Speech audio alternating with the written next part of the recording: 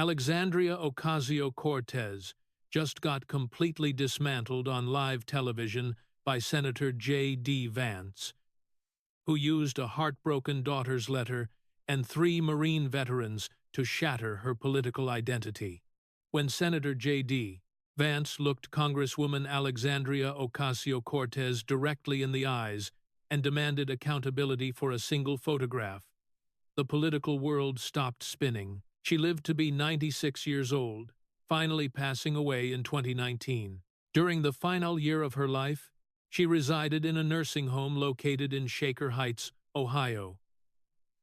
She could no longer speak, as dementia had stolen the majority of her words, yet her hearing remained perfectly intact.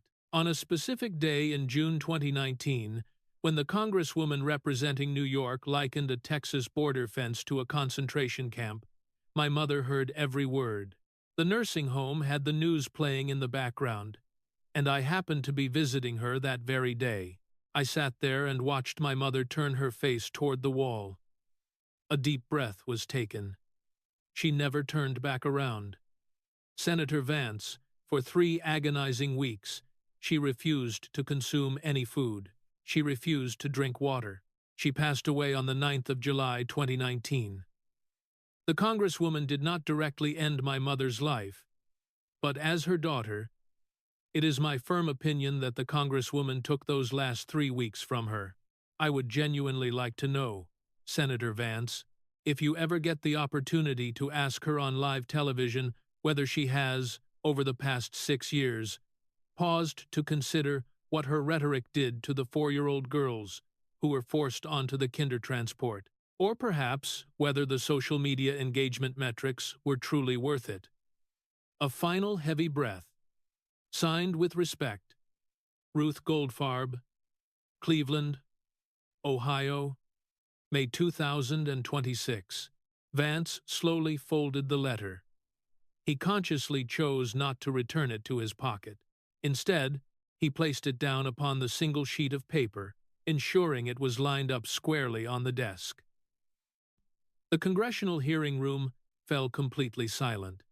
This was not merely the silence of a crowd holding its collective breath, rather, it was the profound silence of an audience that had entirely forgotten they even had breath to hold. Congresswoman, I am not going to ask you if you happen to remember Mrs. Goldfarb's mother, because you do not, he stated. The subtle drawl in his voice had vanished, replaced by a tone that was no longer quiet. It echoed with the undeniable authority of a Marine standing on a hilltop. I am going to ask you something completely different. His eyes locked firmly onto hers. Are you aware of exactly how the 7 brothers and sisters of Mrs. Goldfarb's mother met their end? He asked, not pausing for a response. They were rounded up on the streets of Warsaw during the summer of 1942. They were packed tightly into cattle cars. The brutal journey to Treblinka lasted for 3 entire days. They were given no food. They were given no water. There was only a single bucket provided, and the train cars were entirely sealed. When those heavy doors finally opened at Treblinka, those individuals who were still capable of walking were instructed to abandon their luggage. They were falsely told that they were heading in to take a shower.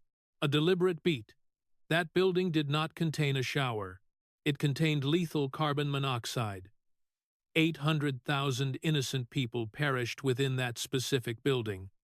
Congresswoman, between the months of July 1942 and November 1943, the vast majority of them died in the exact same manner, and most perished on the exact same day they arrived.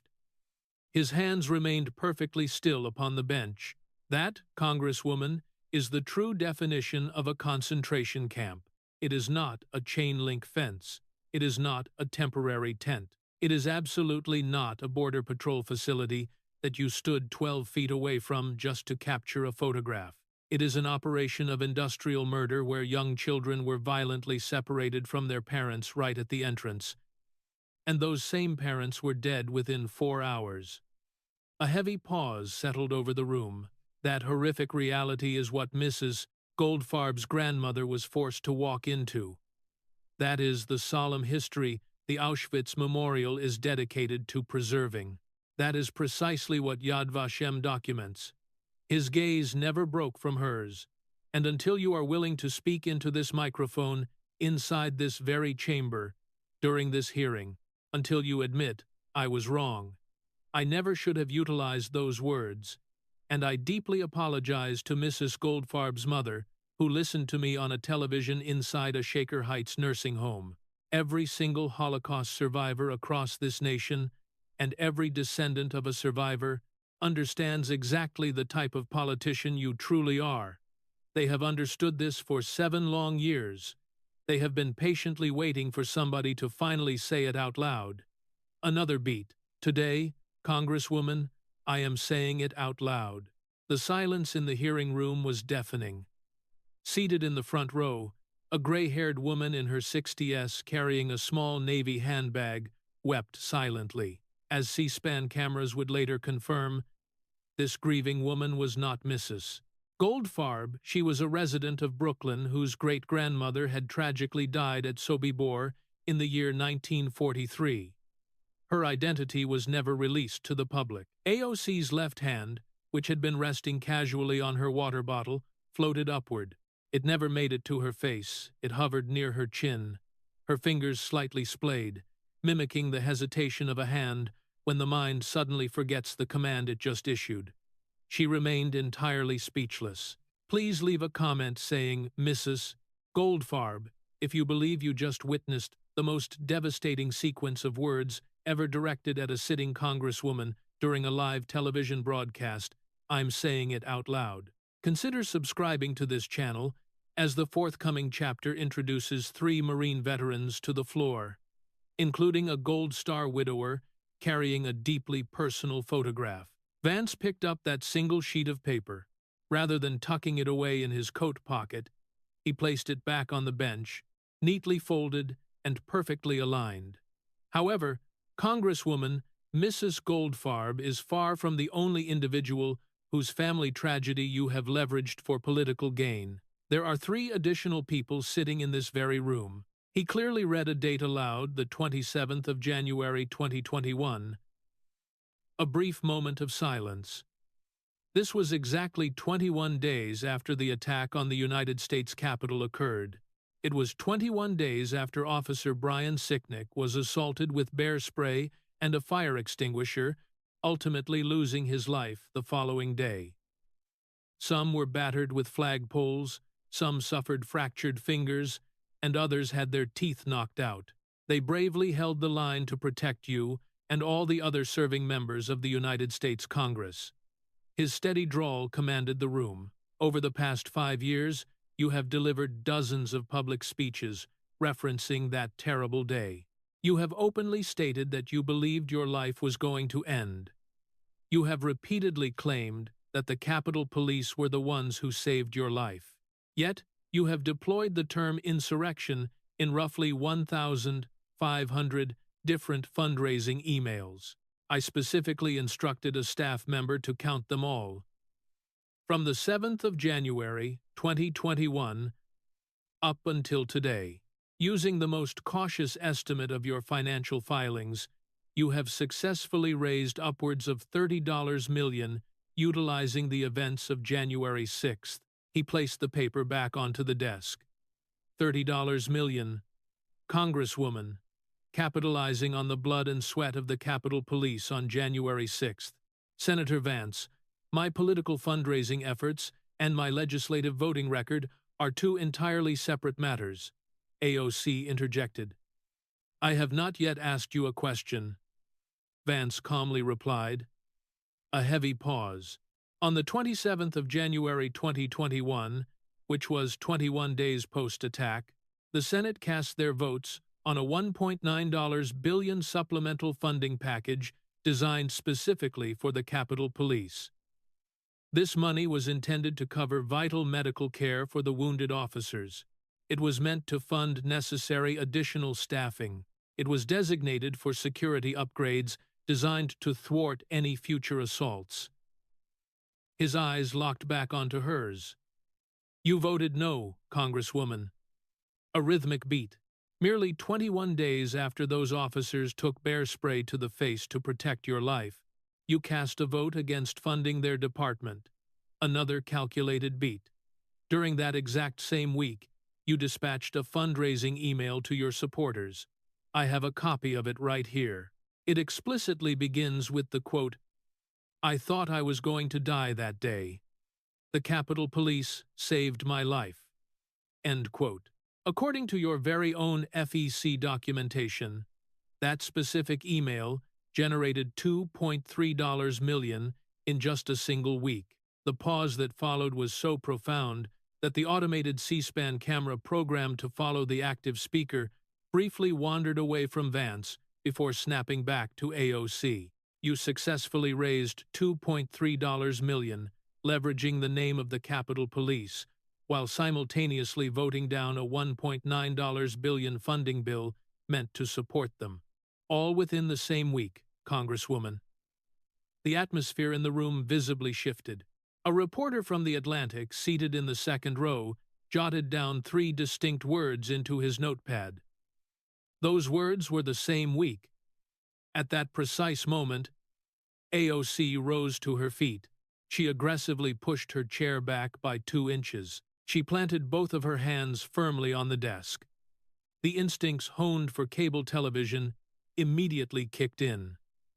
The culmination of 8 years of generating viral video clips surfaced.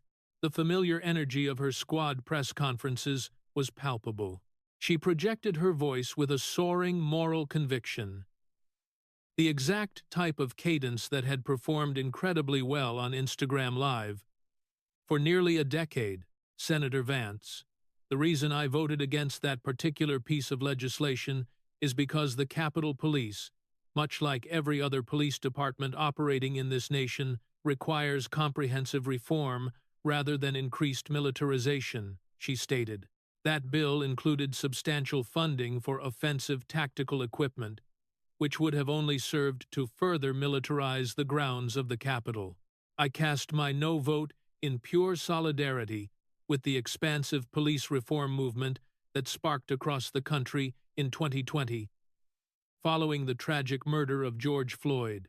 Regarding my fundraising, the contributions made to my campaign committee represent the mechanism through which, every day, grassroots Americans are able to fight back against the toxic political environment that ultimately fueled the January 6th attack. The section housing the progressive press erupted into applause. Let me be abundantly clear with you, Senator, regarding the working class and regarding these Marines whom you purport to defend. They are not mere political props. They are not material for your campaign advertisements. They represent working-class Americans who felt compelled to join the armed forces because politicians have systemically hollowed out their local communities by rubber-stamping the exact same bloated defense budgets that you continually vote in favor of. They are struggling veterans who are completely unable to secure a medical appointment at the VA due to our chronic underfunding of veteran health care, all while we simultaneously hand out blank checks to massive defense contractors. The brave Marines you claim to speak for, Senator, are actually victims of capitalism. They are victims of the very same defense contractors who bankroll your political campaigns, and quite frankly, the Capitol Police are likewise victims of a fundamentally broken system that demands they lay down their lives for a Congress that continually fails to represent their best interests. I am absolutely not voting against the brave men and women of the Capitol Police.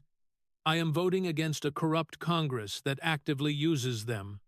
2 separate senators sitting on the dais offered a nod of agreement. A reporter for MSNBC was seen mouthing the phrase in real time, "That's the soundbite." For 15 unbroken seconds, the hearing room was completely dominated by AOC. Seated across the long witness table, Vance made no attempt to interrupt her. He offered no physical gestures. He remained perfectly still. The single neatly folded sheet of paper rested squarely before him. The letter from Mrs. Goldfarb remained positioned right on top.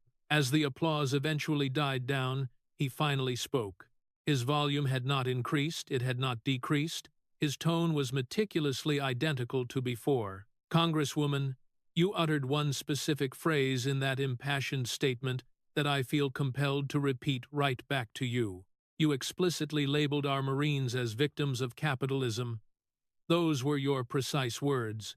He casually shifted his gaze over to the chairman of the panel. As it happens, there are 3 such Marines seated just 2 rows behind your Chief of Staff, right at this very moment. A distinct beat. Mr. Chairman, if you will grant me permission, I would like to invite 3 distinguished observers to directly address this committee. The chairman quickly approved the request. From the 3rd row, situated on the left-hand aisle of the audience, 3 men and 1 woman rose to their feet. The broadcast cameras immediately locked onto them. The very first individual to approach was a Hispanic woman in her late 20s. She was dressed in a sharp navy blazer layered over a t-shirt bearing the insignia of the Marine Corps Veterans Association. As she made her way toward the witness microphone, she walked with a noticeable limp. It was the distinct gait of an individual navigating life with a significant piece of metal embedded inside her leg. My given name is Maria Castillo. I am 28 years of age, serving as a Lance Corporal in the United States Marine Corps. I was born right here in the Bronx. The actual Bronx, specifically over on Cypress Avenue. Both of my parents are undocumented immigrants who made their way here from the Dominican Republic. I chose to enlist in the military primarily because Boston University refused to grant me a scholarship, and I certainly did not attend high school over in affluent Yorktown. A tense pause. She refused to make eye contact with AOC. I completed 2 brutal combat tours over in the Helmand province of Afghanistan. On the 3rd of April 2020, I was severely wounded in action by an improvised explosive device. Today, I carry a permanent metal plate inside my left tibia. I am a recipient of the Purple Heart. Back in the 2018 election, I proudly cast my vote for Congresswoman Ocasio-Cortez because I truly believed that she was going to accurately represent the people of the Bronx. Another heavy pause. However, in the year 2022, you, Congresswoman, voted no on the National Defense Authorization Act, a bill that included a crucial 4.6% pay increase for service members. At that specific time, my base military salary was a mere $31,500. That blocked raise would have provided an additional $1,450 to my yearly income. Trying to support 3 young children in the Bronx during a year when national inflation skyrocketed to 9%, the math simply didn't work. Consequently, in 2023, I completely lost my apartment. Congresswoman, today I am forced to live with my mother back in the Bronx. The real Bronx, the very same borough that you permanently moved away from when you were only 5 years old. She concluded her statement and sat back down. The next individual to step forward was an Asian American man in his mid-30s. He approached the microphone displaying the unmistakable posture of a man who had spent his life carrying heavy burdens. My name is David Park. I hold the rank of Sergeant, United States Marine Corps, now retired. I am proudly Korean American. My parents operate a modest dry cleaning business located in Flushing, Queens. I originally joined the Marine Corps back in 2009. I have completed 4 total deployments, 3 of which were active combat. Currently, I reside just 2 miles away from the southern boundary of your congressional district. Congresswoman, I spend my weekends driving for Uber simply because the pension I receive from the Marine Corps is not nearly enough to financially support 3 growing children living in New York City. He paused for effect. During the month of June in 2019, Congresswoman, when you publicly equated the holding facilities at our southern border to literal concentration camps, my elderly grandmother was watching. She had endured 2 horrifying years trapped inside a North Korean labor camp before her family finally managed to escape to the south in 1952. Upon hearing your words, she simply turned off the television. She has never turned it back on since that day. She mentally cannot bring herself to do it. She is 86 years old.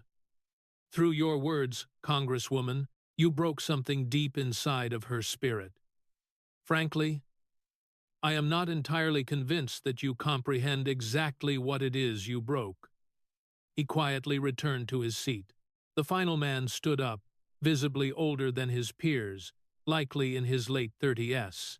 He clutched a small leather wallet in his hands.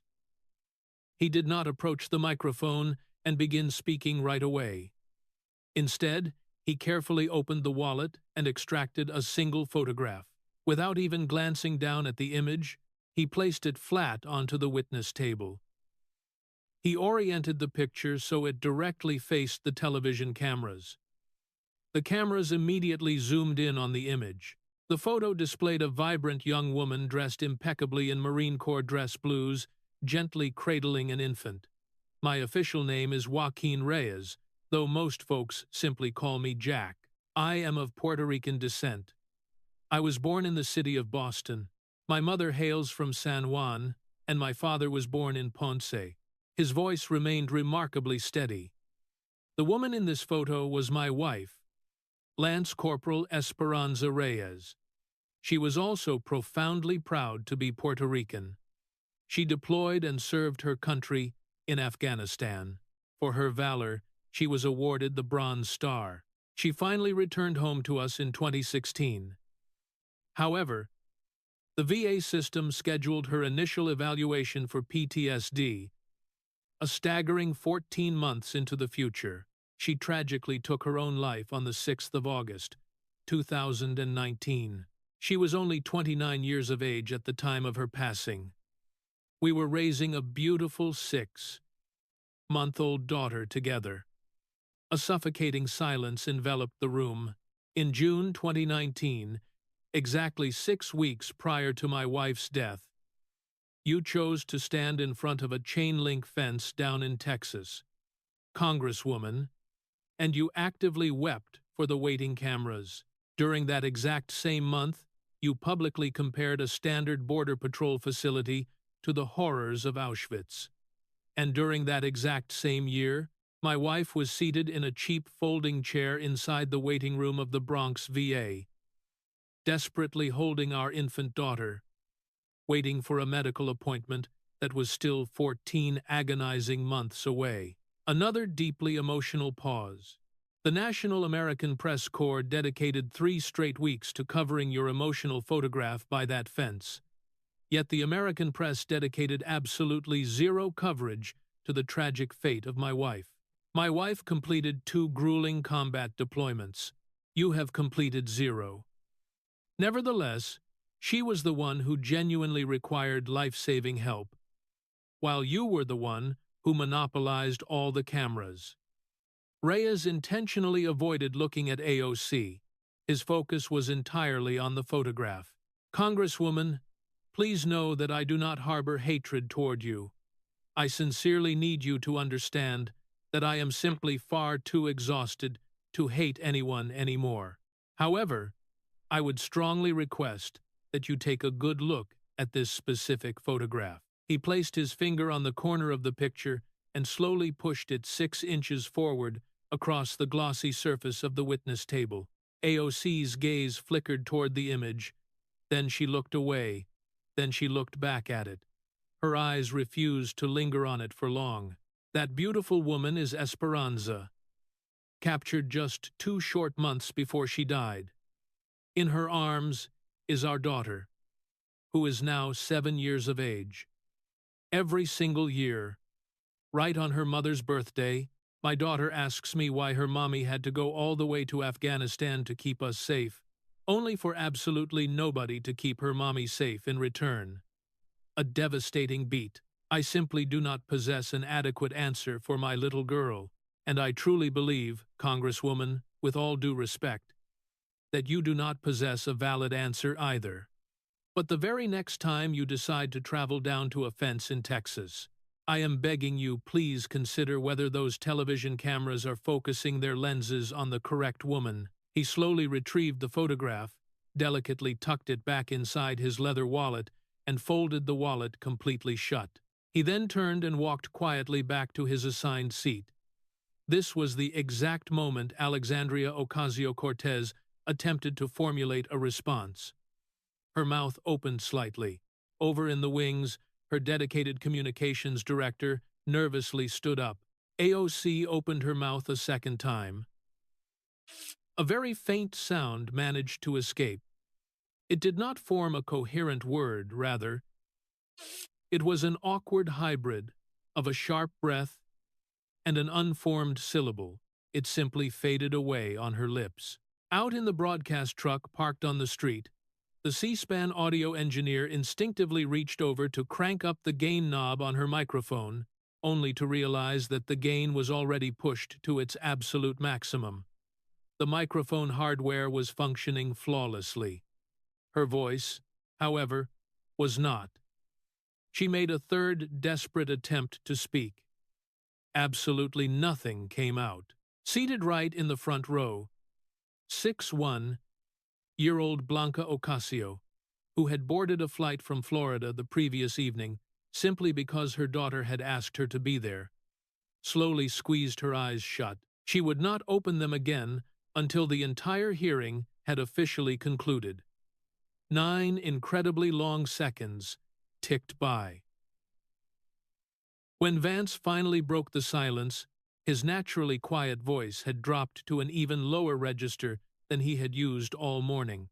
Congresswoman, I sincerely want the 4 million American citizens currently tuning into this broadcast to comprehend exactly what has transpired inside this room over the last 43 minutes, he stated.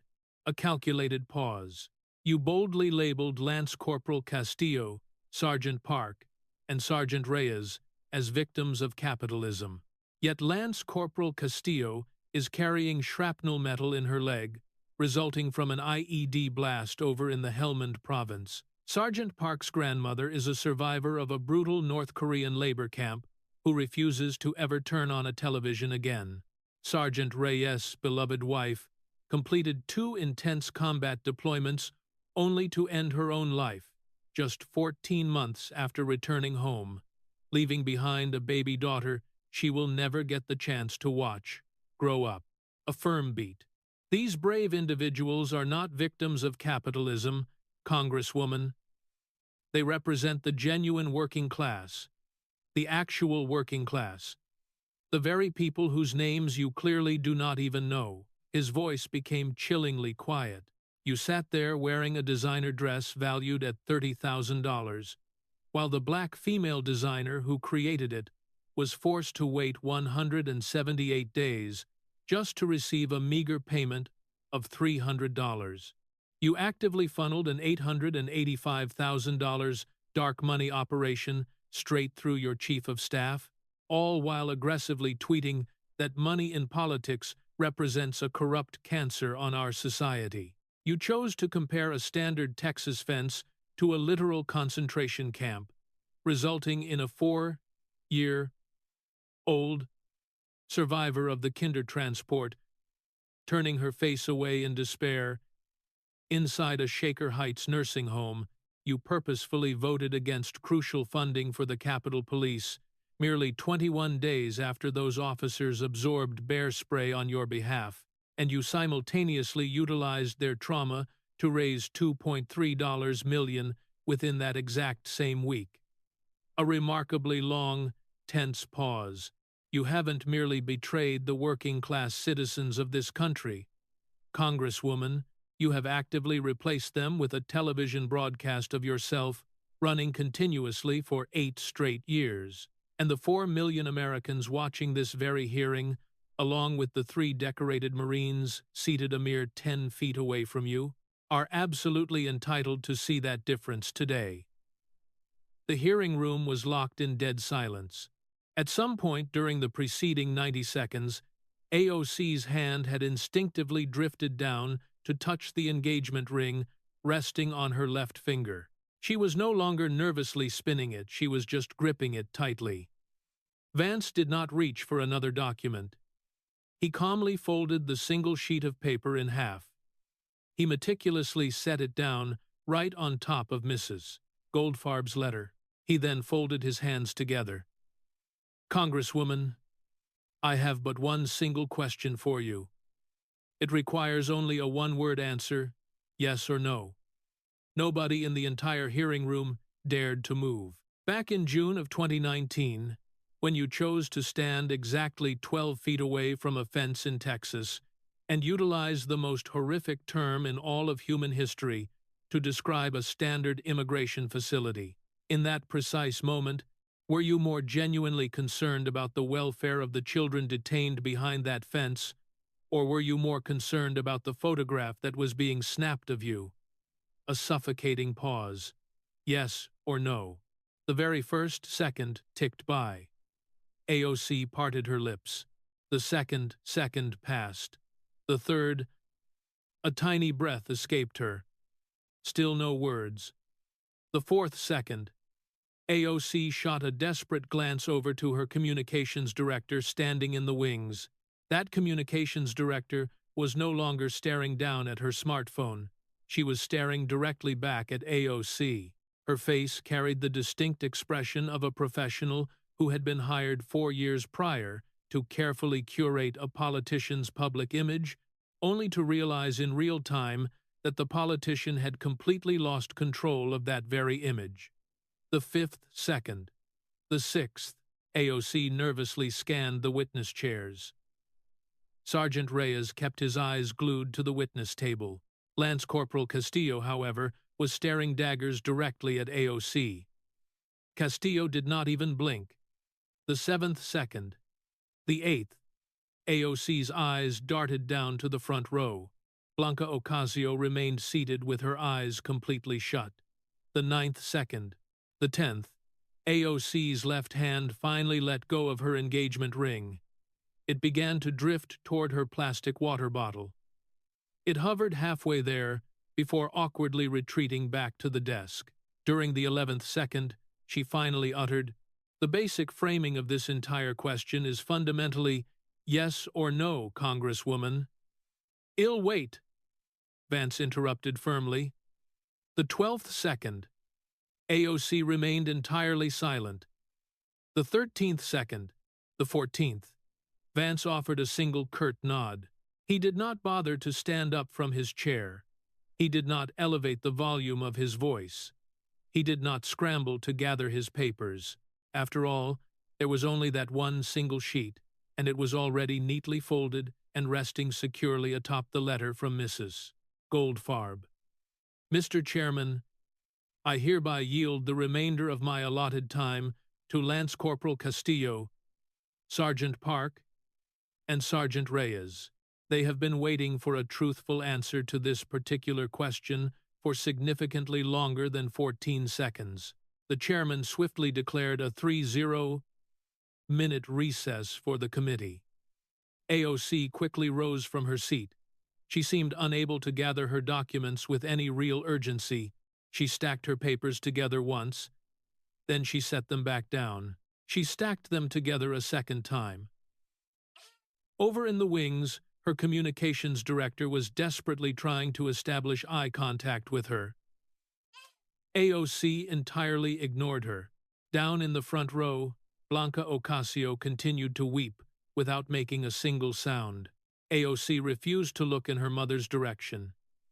She immediately began walking toward the side exit. She brushed right past the 3 seated Marine veterans, pointedly refusing to look at any of them. Lance Corporal Castillo never even turned her head. Sergeant Park remained facing forward. Sergeant Reyes kept his gaze firmly fixed upon the leather wallet resting on the table. The very wallet housing the photograph of his family. He did not turn around either. AOC continued walking right past Vance. She did not pause until she reached the heavy door. There, she turned around. The television cameras seamlessly pivoted to track her. Vance was still sitting down at his desk. The single folded sheet of paper remained perfectly positioned on top of the Goldfarb letter, both squarely centered on his bench. His eyes were focused on the witness table. He was entirely ignoring her presence. "Congresswoman," she froze, right at the doorway. "My office door remains open to you at any time should you decide to bring Mrs. Goldfarb's letter with you. We will gladly read it together." She offered absolutely no response. She simply walked out. The heavy door latched shut behind her, producing that distinct muffled thud, indicative of a door that nobody wanted to aggressively slam, yet nobody cared enough to gently close either. The fallout from the exchange was incredibly swift, arriving in 3 distinct waves. By exactly 11:38 a.m. Eastern Time, 3 very specific hashtags completely dominated the top trending spots across all major American social media platforms. Number Mrs. Goldfarb sitting securely at number 1, number Aurora James locked in at number 2, and number Illwait holding steady at number 3. The video clip featuring Sergeant Reyes, capturing the exact moment he placed his wife's photograph onto the table, surged past 41 million views, well before the sun even began to set. Over on Twitter, the official account for the Auschwitz Memorial Museum pointedly reposted the open invitation they had originally extended to AOC back in 2019. Time-stamped at 1142 a.m., the Anti-Defamation League released a formal statement that noticeably omitted AOC's name entirely. Honestly, there was no need to spell it out. Aurora James frantically reached out for a public comment, but the New York Times only published one single devastating sentence. The invoice was formally submitted on the 4th of October 2021, and the payment officially cleared on March 9, 2022. The math is completely in your hands. AOC's communications director eventually managed to push out a press release at exactly 1:14 p.m. It consisted of merely 12 sentences. The statement desperately utilized the term right-wing 4 separate times, the word manufactured 3 times, and distort twice. Notably, the statement completely failed to mention Yorktown Heights. It entirely ignored Aurora James. It made absolutely no mention of Mrs. Goldfarb. Furthermore, it completely refused to mention Lance Corporal Castillo, Sergeant Park, or Sergeant Reyes by their actual names. Before the sun went down, the Marine Corps Association, an organization fiercely representing over 100,000 active Marines and their families, submitted a formal demand for a public apology. Meanwhile, a town historian, located in Yorktown Heights, when contacted for a comment by reporters from the Washington Post, publicly verified the exact address of her childhood home that same afternoon. A retired federal prosecutor appearing as a guest on CNN delivered a soundbite that was destined to be played on a constant loop for the ensuing 48 hours. Under literally any other set of circumstances, this entire brand-new Congress LLC financial scheme would have already resulted in a formal federal indictment. The solitary shield currently keeping the Congresswoman protected is her seat in the United States Congress. Throughout all of this chaos, JD Vance firmly declined every single request for a media interview. By sundown, those interview requests had reportedly totaled 912. He simply boarded a flight out of Reagan National Airport, heading directly to the Cincinnati, Northern Kentucky International Airport. His flight touched down at 6:14 p.m. Eastern Time. Upon arrival, he got behind the wheel of the very same Honda Civic he still proudly owned, a car he had purchased used for a mere $1,500 back in 2007, right after returning home from his deployment in Iraq. He merged onto I-75 North, driving steadily toward Middletown, Ohio. Eventually, he parked his car in front of a modest white house situated on McKinley Street. Standing out on the front porch, holding a hot cup of coffee, was his older sister Lindsay, who was 46 years old. Their beloved mama had passed away years prior in 2005. That little white house officially belonged to Lindsay now. "Long flight? J? D?" she asked. "Long flight? Lindsay," he replied. She quietly handed him the mug of coffee. Through the window, the television sitting in the kitchen was glaringly visible. It had been left on for the entire day. "You went and called Mama a hillbilly on national TV," she noted. Mama always called herself a hillbilly, Lindsay, he gently reminded her. "Yeah, she sure did," Lindsay agreed.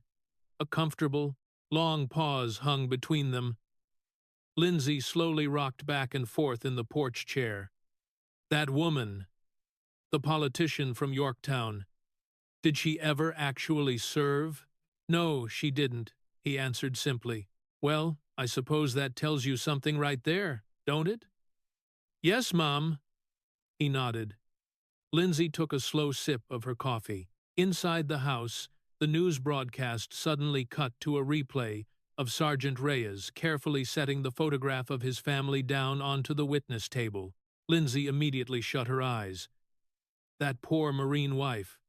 The Puerto Rican girl. She was only 29. "Yes, Mom," he repeated. "That's the exact same age I was when I had my Hannah," she whispered. "Yes, ma'am," he replied softly. Lindsay finally opened her eyes. "You done real good out there today, J.D. Mama'd be mighty proud of you." The battle-tested Marine from Middletown, Ohio, simply drank his hot coffee and stood there quietly, watching the yellow streetlights flicker on all the way down McKinley Street. That very same kid from Middletown had just reminded the entire nation of a profound lesson that the Marine Corps had ingrained in him at the tender age of 19.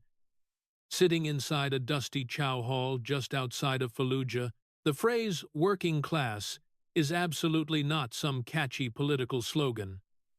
The word service is not merely a well-crafted sentence tucked into a glossy memoir, and places like the Bronx, much like the war zones of Iraq, are locations that you actually have to visit and experience for yourself. If you have made it all the way to the end of this video, you have just listened to the incredible story of the morning when a Lance Corporal, originating from Middletown, Ohio, a dedicated Marine who valiantly served his country in Iraq, returned home with a mere $1,600 to his name and successfully put himself through Yale Law School, utilizing the GI Bill, managed to teach America's most deeply.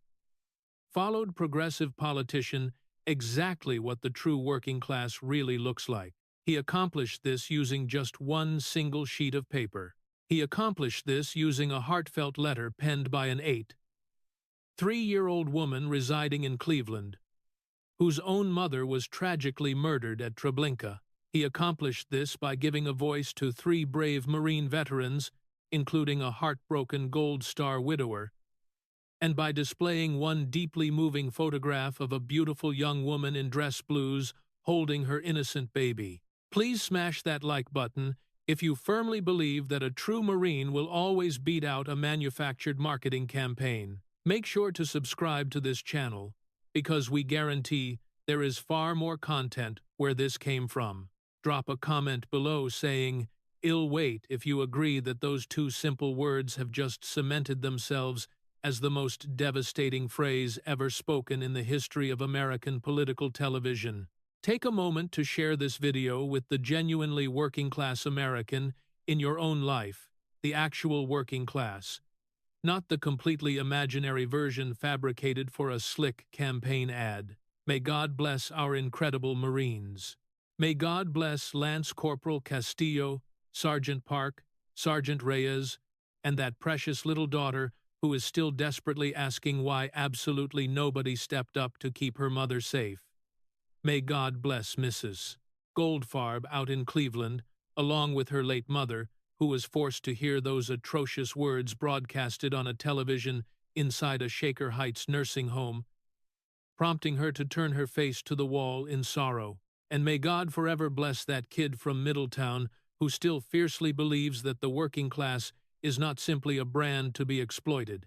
It is an actual place where you grew up, shaped by real struggles. Just go ask the folks over in Yorktown Heights. They certainly know the difference. She lived to be 96 years old, ultimately passing away in 2019. During the final year of her existence, she resided at a nursing facility located in Shaker Heights, Ohio. Dementia had unfortunately stolen the majority of her speech, yet her hearing remained flawlessly intact. On that specific day in June 2019, when the Congresswoman representing New York likened a Texas border fence to a concentration camp, my mother heard every single word. The facility had the news broadcast playing in the background, and I happened to be visiting her.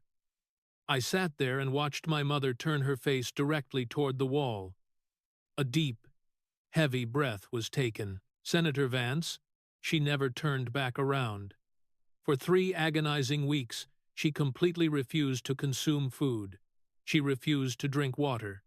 She passed away on the 9th of July, 2019. While the Congresswoman did not directly end my mother's life as her grieving daughter, it is my firm belief that she stole those final 3 weeks from her.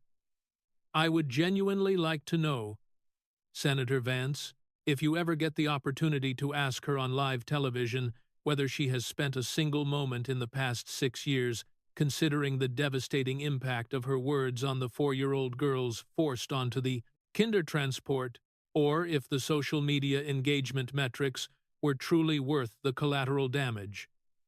A final shaky exhale. Signed with deep respect, Ruth Goldfarb, Cleveland, Ohio, May 2026. Vance slowly folded the document. He deliberately chose not to return it to his coat pocket. Instead, he placed it squarely atop the single sheet of paper resting on his desk. The congressional chamber fell profoundly silent. It was not merely the quiet of a crowd anxiously holding its breath, rather, it was the absolute stillness of an audience that had forgotten how to breathe entirely. Congresswoman, I am not going to bother asking if you remember Mrs. Goldfarb's mother, because you certainly do not. His subtle Appalachian drawl had completely vanished, replaced by a commanding and resonant volume. It was the resolute, unwavering tone of a Marine holding the high ground. I am going to ask you a completely different question. He locked his eyes firmly onto hers. Do you know the exact manner in which the 7 brothers and sisters of Mrs. Goldfarb's mother perished? He offered absolutely no time for her to formulate a response. During the sweltering summer of 1942, they were rounded up on the streets of Warsaw. They were packed tightly into cattle cars. The brutal journey to Treblinka lasted for 3 entire days. They were deprived of all food. They were deprived of all water. There was only a single bucket provided within those completely sealed cars. Upon their arrival at Treblinka, those individuals who possessed enough strength to walk were ordered to abandon their luggage. They were falsely instructed that they were simply heading inside to take a shower. A deliberate, chilling pause. That facility possessed absolutely no showers. It contained lethal carbon monoxide. 800,000 innocent human beings perished inside that specific building. Congresswoman, between the months of July 1942 and November 1943, the vast majority of them died in the exact same horrifying manner on the very day they arrived. His hands remained perfectly planted on the wooden dais. That, Congresswoman, perfectly defines a concentration camp. It is not a chain-link fence. It is not a temporary tent. It is absolutely not a border patrol center that you posed 12 feet away from for a political photo opportunity. It represents an operation of industrialized murder where young children were violently torn from their parents at the front gates, leaving those same parents dead within 4 hours. A heavy silence permeated the room. That nightmare is exactly what Mrs. Goldfarb's grandmother was forced to step into. That is the exact solemn history the Auschwitz Memorial is dedicated to preserving. That is precisely what Yad Vashem thoroughly documents. His intense gaze remained entirely fixed upon her face. And until you are willing to speak into that microphone today, inside this very chamber, and admit I was horribly wrong, I apologize for weaponizing those words, and I apologize to Mrs. Goldfarb's mother, who heard me on that television in Shaker Heights, every single Holocaust survivor in this nation, and all of their descendants, will know exactly what kind of politician you truly are. They have known this truth for 7 long years. They have been patiently waiting for someone to finally state it publicly. A steady beat. Today, Congresswoman, I am stating it publicly. The hearing room remained perfectly paralyzed. Seated in the front row, a gray-haired woman in her 60s, tightly clutching a small navy purse, wept without making a single sound. As the C-SPAN broadcast cameras would later verify, this grieving woman was not Mrs. Goldfarb. She was a resident of Brooklyn, whose great-grandmother had perished at Sobibor in 1943, though her identity remained unpublished. AOC's left hand slowly lifted from her plastic water bottle. It hovered hesitantly near her chin, fingers slightly spread, acting much like a limb whose command had been entirely forgotten by the brain.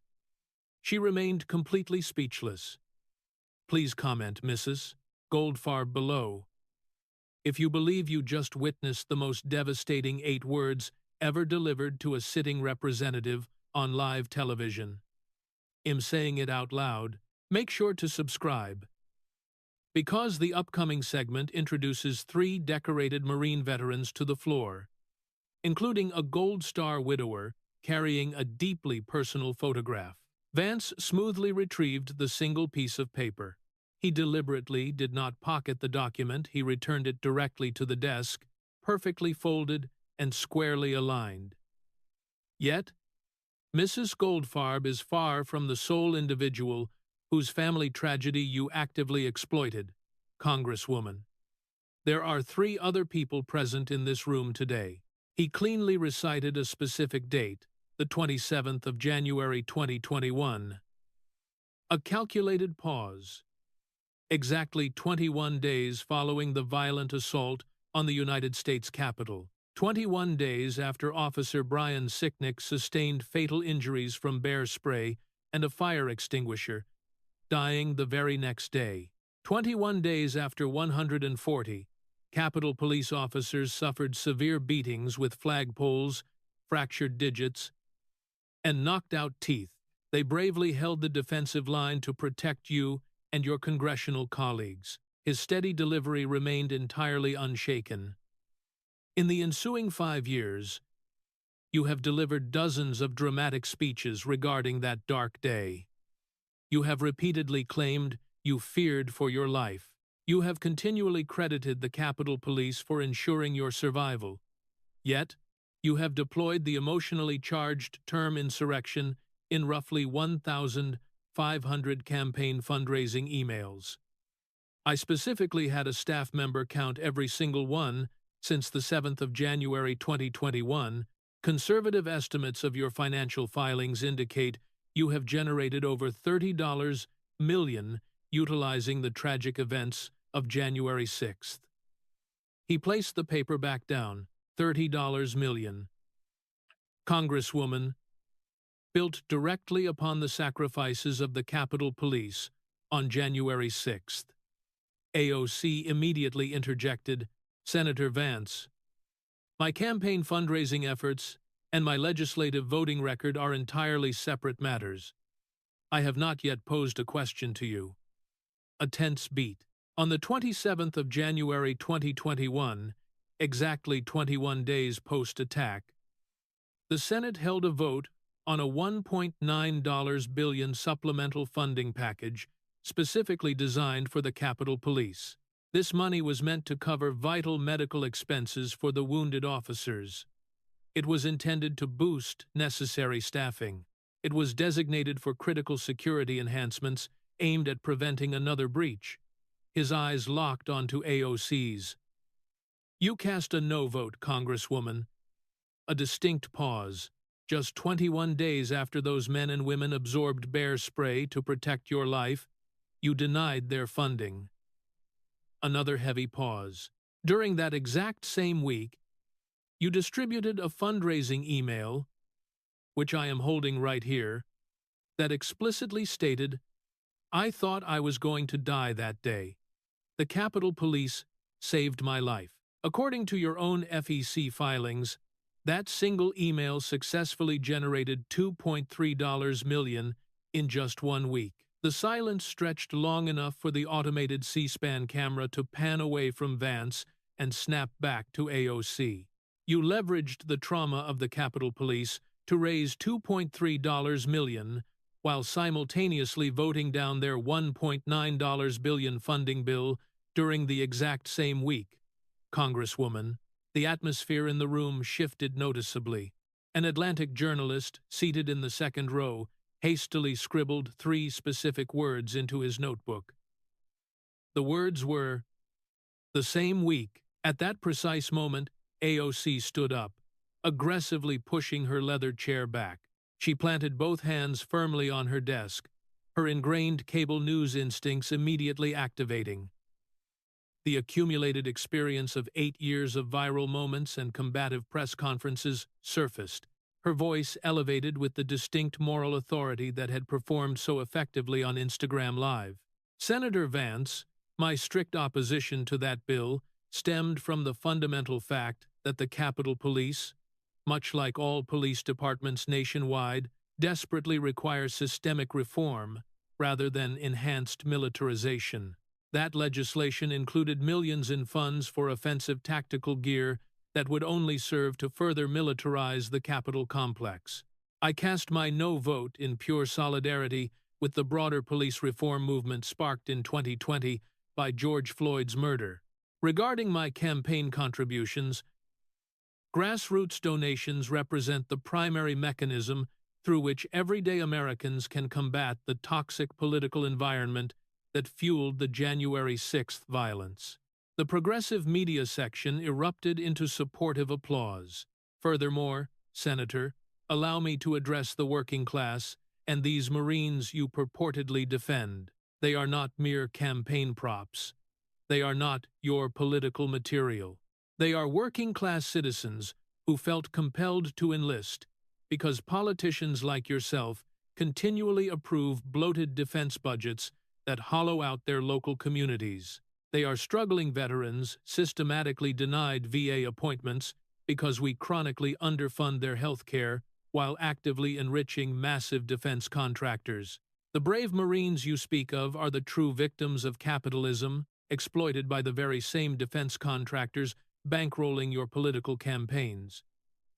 Frankly, the Capitol Police are also victims of a broken system demanding they risk their lives for an unrepresentative Congress. I absolutely did not vote against the officers.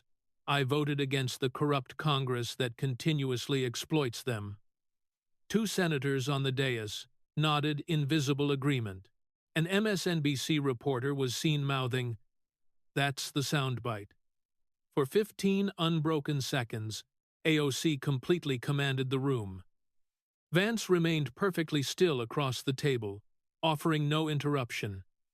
He offered no physical gesture. The single paper lay squared before him. The Goldfarb letter rested neatly on top. When the clapping finally subsided, he responded with the exact same measured volume. His voice was neither louder nor softer. It was chillingly identical. "Congresswoman, I wish to repeat one highly specific phrase from your impassioned statement. You explicitly referred to our Marines as victims of capitalism. Those were your precise words." He casually glanced over at the committee chairman. "As it happens, 3 of them are seated just 2 rows behind your chief of staff right now." A tense pause. "Mr. Chairman, I formally request permission to invite 3 distinguished observers to directly address this panel." The chairman swiftly approved. In the 3rd row on the left side, 3 men and 1 woman rose to their feet, immediately captured by the broadcast cameras. The first to approach was a Hispanic woman in her late 20s. She wore a Marine Corps Veterans Association shirt beneath a sharp navy blazer. She approached the witness microphone with a highly noticeable limp, characteristic of a leg heavily supported by surgical hardware. "My name is Maria Castillo. I am a 28-year-old Lance Corporal in the United States Marine Corps. I was born in the actual Bronx, specifically on Cypress Avenue.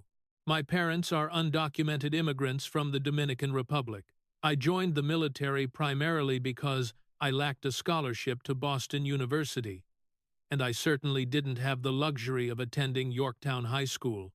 A heavy pause as she pointedly refused to look at AOC. "After serving 2 brutal combat tours in Afghanistan's Helmand province, I sustained severe injuries from an IED blast on the 3rd of April 2020, permanently leaving a metal plate in my left tibia. I am a recipient of the Purple Heart. I proudly voted for you back in 2018, truly believing you would champion the people of the Bronx." Another devastating pause. "However, in 2022, you voted against the National Defense Authorization Act, which included a critical 4.6% military pay raise. My base salary at that time was a mere $31,000. Trying desperately to support 3 children in the Bronx during a year of 9% inflation, I eventually lost my apartment in 2023. Today, Congresswoman, I reside with my mother in the actual Bronx, the very same borough you abandoned at the age of 5. She concluded and took her seat. The second individual, an Asian American man in his mid-30s, approached with the heavy, disciplined posture of a lifelong laborer. "My name is David Park, retired sergeant, United States Marine Corps. As a proud Korean American whose parents operate a Flushing dry cleaner, I originally enlisted in 2009. After completing 4 deployments, including 3 combat tours, I now live just 2 miles from your district's border. I am forced to drive for Uber on weekends because a standard Marine pension simply cannot financially support 3 children in New York." He paused for effect. "When you publicly equated border facilities to concentration camps back in June 2019, my 86-year-old grandmother, who personally endured 2 agonizing years in a North Korean labor camp before finally escaping in 1952, turned off her television in disgust. She has never turned it back on since. She mentally cannot. You profoundly shattered something inside her spirit, Congresswoman, and I highly doubt you comprehend exactly what." He quietly sat down. The third man, visibly older and likely in his late 30s, stood up. He carried a small leather wallet and remained completely silent initially. Opening the wallet, he extracted a physical photograph and placed it flat onto the table, refusing to even look at the image. The cameras immediately zoomed in, revealing a vibrant young woman dressed impeccably in Marine Corps dress blues, gently holding an infant. "My given name is Joaquin Reyes, though most just call me Jack. I was born in Boston to proud Puerto Rican parents from San Juan and Ponce." His voice was remarkably stable. "My late wife was Lance Corporal Esperanza Reyes, also fiercely proud of her Puerto Rican heritage. She earned a Bronze Star for her service in Afghanistan, finally returning home to us in 2016. Tragically, the VA delayed her initial PTSD evaluation by 14 agonizing months. She lost her battle with trauma and took her own life on the 6th of August 2019, at only 29 years old, leaving behind our 6-month-old daughter. Complete, suffocating silence. Exactly 6 weeks prior to her passing, you wept for the cameras at a Texas fence and casually compared a patrol facility to Auschwitz. Concurrently, my beautiful wife sat in a cheap folding chair inside a Bronx VA waiting room with our baby, desperate for a medical appointment that remained over a year away. a solemn beat. The national media fixated on your emotional photo op for 3 straight weeks, while completely ignoring my wife's plight. She successfully completed 2 combat tours, you completed absolutely none. She desperately needed life-saving assistance, yet you commandeered all the cameras. Reyes stared only at the photograph on the table. Congresswoman, I lack the energy to harbor hatred toward you, but I sincerely ask that you look at this picture. He gently slid the photo 6 inches forward. AOC's eyes darted toward it, then away, ultimately failing to hold the gaze. That is Esperanza. Just 2 months before her death, holding our now 7-year-old daughter. Every single year on her mother's birthday, my child asks me why Mommy deployed to protect us, but absolutely nobody protected Mommy in return. A heartbreaking pause. I possess no adequate answer for her, and respectfully, I know you do not either. But the next time you visit a Texas fence for a photo, please ensure the cameras are focused on the correct woman. He retrieved the photo, secured it back in his wallet, and returned to his chair. Alexandria Ocasio-Cortez desperately attempted to speak, parting her lips.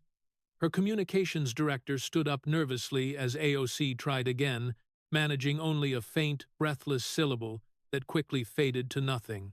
Outside in the broadcast truck, the C-SPAN audio engineer frantically checked his equipment, finding the microphone gain perfectly maximized. The hardware functioned flawlessly, but her voice simply failed her. A third attempt yielded total silence. In the front row of the audience, her 1-year-old mother Blanca, who had flown up from Florida specifically for this hearing, squeezed her eyes shut and kept them tightly closed until the proceedings fully ended. After 9 excruciating seconds, Vance spoke in an incredibly low register. His voice was quieter than it had been all morning. Congresswoman, I want the 4 million viewers currently watching this broadcast to fully grasp the reality of the past 43 minutes. He paused. You casually branded these 3 veterans as victims of capitalism, yet Lance Corporal Castillo carries Afghan shrapnel in her leg. Sergeant Park's grandmother survived a North Korean gulag and abandoned television altogether. And Sergeant Reyes' wife served 2 combat tours before succumbing to trauma 14 months after returning home, leaving a baby behind. A deliberate beat. They are absolutely not victims of capitalism, Congresswoman. They are the actual working class. The true working class whose names you clearly do not even know. His tone dropped even further. You brazenly flaunted a $30,000 dress, while the black female designer waited 178 days for a $300 payment. You orchestrated an $885,000 dark money scheme while publicly condemning financial corruption. Your careless rhetoric caused a child Holocaust survivor to turn away in despair inside a Shaker Heights nursing home. And you voted to defund the Capitol Police just weeks after they protected you, simultaneously exploiting their trauma to raise $2.3 million in the exact same week. A lengthy, devastating pause. You did not merely betray the working class, Congresswoman. You replaced them entirely with a televised spectacle of yourself for 8 straight years. Today, the American public and these 3 Marines, sitting just 10 feet away, are entitled to witness the stark difference. The chamber was entirely paralyzed. AOC's hand clutched her engagement ring tightly. She was no longer turning it, merely holding it. Vance folded his single paper in half, resting it carefully upon the Goldfarb letter, and clasped his hands together. One final question, Congresswoman. A simple, one-word answer. Yes or no. Nobody in the room dared to move. In June 2019, while standing 12 feet from that Texas fence and utilizing human history's darkest term to describe an immigration facility, were you genuinely concerned for the detained children behind that fence? Or were you simply focused on the photograph being taken of you?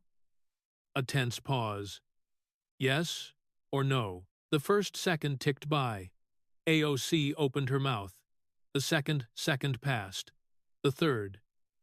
She exhaled a quiet breath, but produced 0 words. By the fourth second, she glanced at her communications director, whose face reflected the horrific realization that she could no longer control the politician's rapidly crumbling image.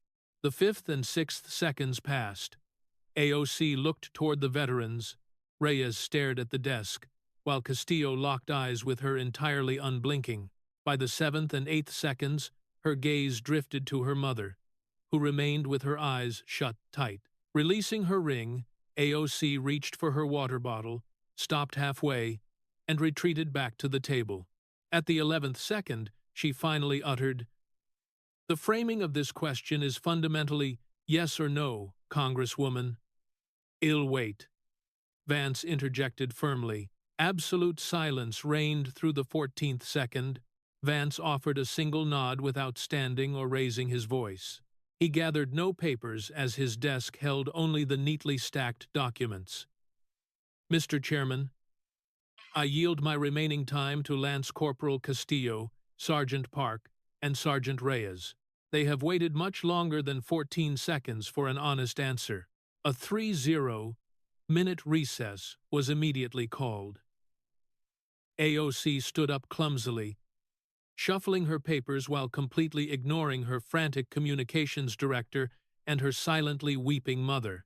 Heading for the side exit, she marched right past the veterans, refusing to make eye contact. Castillo and Park stared straight ahead, while Reyes remained fixated on his wife's photograph inside his wallet. As AOC passed Vance, she finally turned at the door, the broadcast cameras seamlessly tracking her movement. Vance sat perfectly still, his eyes locked forward on the witness table, completely ignoring her presence. "Congresswoman," he stated clearly to the room, "my door remains open whenever you wish to bring Mrs. Goldfarb's letter and review it together." Receiving absolutely no reply, she exited. The heavy door thudded shut behind her with the distinct, awkward sound of finality. The massive fallout was incredibly swift, arriving in 3 distinct waves. By late morning, 3 specific hashtags entirely dominated social media platforms: number Miss Goldfarb, number Aurora James, and number Illwait. Reyes' deeply emotional testimony eclipsed 41 million views well before dusk.